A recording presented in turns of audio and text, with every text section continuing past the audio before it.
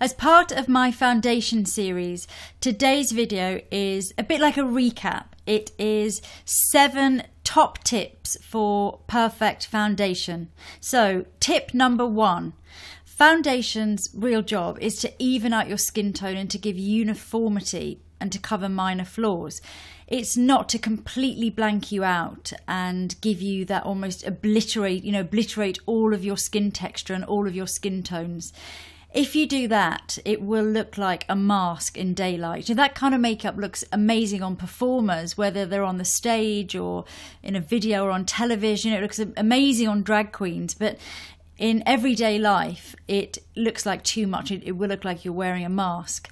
And if you do have any blemishes that you can still see after applying a light foundation or light to medium coverage foundation, then you have still got concealer. You know, you can always use concealer, and that's concealer's job. And I really feel that concealer is very underestimated. It's amazing what concealer can do. So remember, you can always go on to achieve that flawless base using concealer without having to pile and pile and pile on layers and layers and layers of thick, full coverage foundation. Tip number 2, don't aim to change the colour of your face with your foundation. That's not what it's for. I know I do see lots of women who either try to make themselves look a lot paler with a much lighter foundation, like a pinky colour, or likewise darker and use a foundation in a way to get a tan.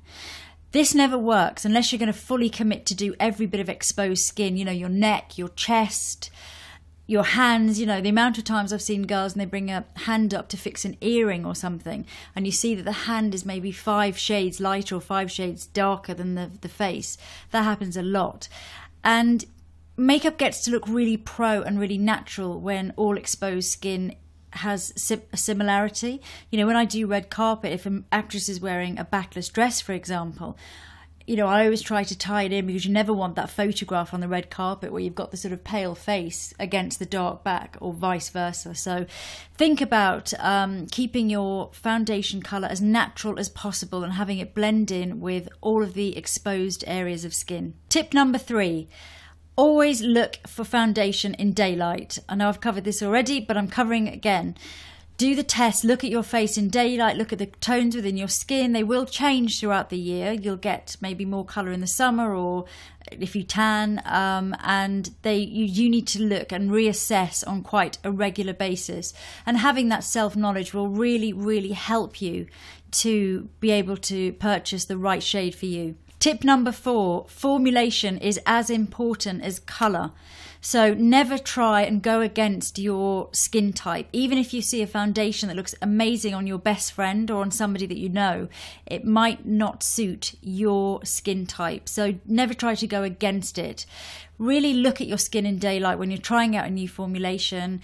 If you want to use a magnifying mirror the way I do, do it and have a look how it sits in your pores, how it lasts, how it changes on your skin, because the chemistry of everyone's skin is totally different. So make sure that you purchase one that really works with you and not against. Tip number 5, you can mix foundations. Lots of them are a similar formulation these days.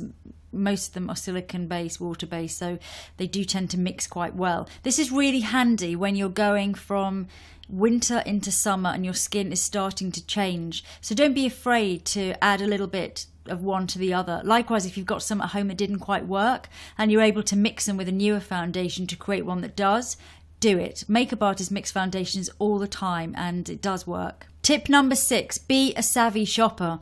When you go shopping for foundation, ask nicely for a sample. I know in some countries it's impossible to get a sample, but at least ask. If you can ask a manager, find someone nice that you can ask, because most companies do have samples. Lots of companies do have samples, so it's finding the right person that's going to help you. And if you can, at least try to get a sample. It'll be really helpful. If you can't get a sample, then know your rights.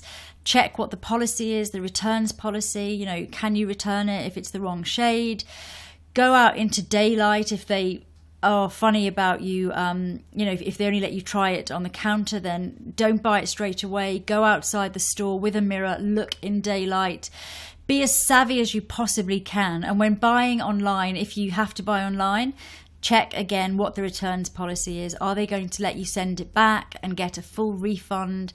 Are they going to let you swap it for another colour? How's it going to work if the formulation isn't right, if the colour isn't right? So check your rights, and don't be afraid, Don't be afraid to ask. Be confident. You're the person with the money. You're buying the foundation. You hold the cash. So have confidence and make sure that you ask and receive. Tip number 7. When you're applying foundation, apply a little bit at a time. Even if you're going for the full coverage or you're going out in the evening, fine. But put a little bit on at a time. It's amazing how much longer thin layers last, and also how much better they look. So start in the areas where you need most coverage, really thin it out, really blend it out, add a little bit more. You can work quickly because I know some foundations set, but even so, it's better than piling on a load of foundation onto a brush or sponge and sort of throwing it onto your face. It never looks as good. So work those thin layers and apply a little bit of it at a time. And look what you're doing. I know that sounds crazy, but sometimes I see people just sort of do that and really look and apply and blend and make sure that it looks as beautifully blended and as smooth and as gorgeous as you possibly can. So I hope that was helpful. 7 quick tips which form part of my foundation series, which I hope that you've been watching all of the films. And if you haven't, you must check out the whole series, because collectively they're going to help you to find the perfect foundation for you.